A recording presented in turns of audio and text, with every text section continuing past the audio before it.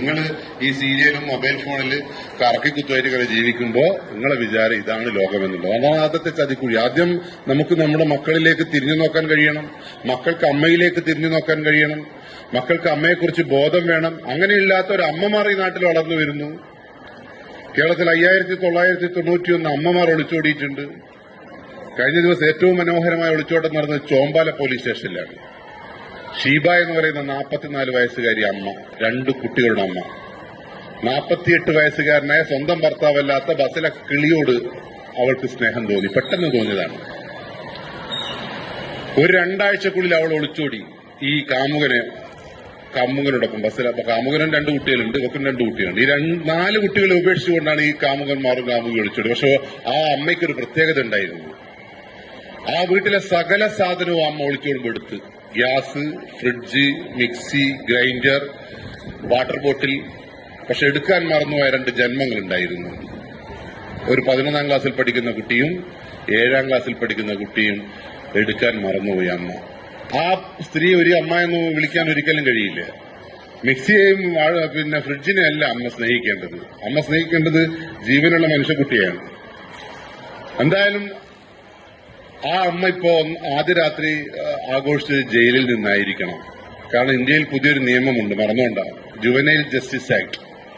Juvenile justice act പറയുന്നത് എന്താണെന്നറിയാമോ? 18 വയസ്സിന് താഴെയുള്ള കുട്ടികൾ നിങ്ങൾക്കുണ്ട് എങ്കിൽ, ഒളിച്ചോടാൻ നിങ്ങൾക്ക് മുട്ടുന്നുണ്ട് എങ്കിൽ, ഈ കുട്ടികളെയും കൂട്ടിയിട്ടേ ഓടണ്ടു. കുട്ടികളെ കൂട്ടാതെ ഒളിച്ചോടി ഞങ്ങൾ ജയിലിൽ പോകും. അതുകൊണ്ട് ഇന്നു മുതൽ നിയമം എല്ലാവരും പഠിച്ചാടെ വെച്ചോ. ഓടുന്നുണ്ടെങ്കിൽ ഇപ്പൊ ഓടിക്കോ. ഇപ്പൊ ഓടിയിട്ടുണ്ട് കുട്ടികളെ കൂട്ടണ്ടു. 6 മാസം കഴിഞ്ഞാൽ പുതിയൊരു നിയമം കൂടി വരാൻ പോകുന്നു. അച്ഛനെയും അമ്മയെയും അച്ചാച്ചനെയും ഒക്കെ കൂട്ടണം പോലും.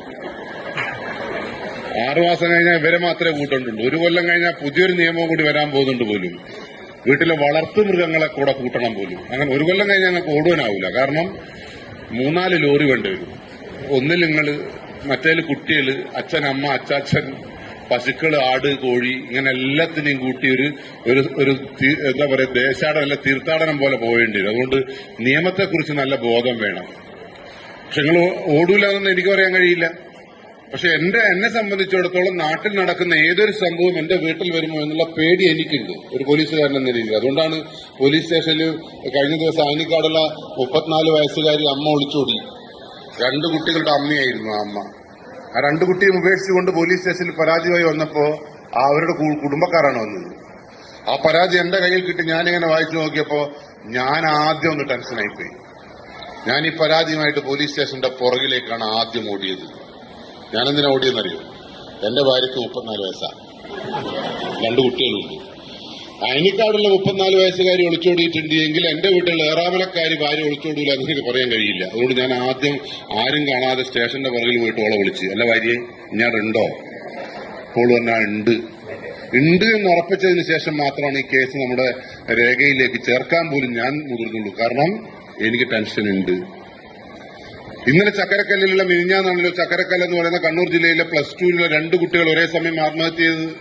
ആ ആത്മഹത്യയിൽ എനിക്ക് അമ്മമാരോടുള്ള വിയോജിപ്പ് എന്താണെന്നറിയാമോ? 1 മണിക്ക് സ്കൂളിൽ വിട്ട് വീട്ടിലെത്തിയ കുട്ടി 6 മണിക്ക് വീട്ടിൽ നിന്ന് പുറത്തിറങ്ങാതായപ്പോഴാണ് പോലും അമ്മ ചെന്ന് നോക്കിയത്. അപ്പോഴാണ് ആ മക്കൾ തൂങ്ങി മരിച്ചത് കണ്ടത്. ഈ മക്കളെ 5 മണിക്കൂർ റൂമിലേക്ക് ഒറ്റക്കിടാൻ നിങ്ങളോട് ആരാണ് പറഞ്ഞത്? മക്കൾ ഒറ്റക്ക് റൂമിൽ ഇരിക്കേണ്ട കുട്ടിയാണോ?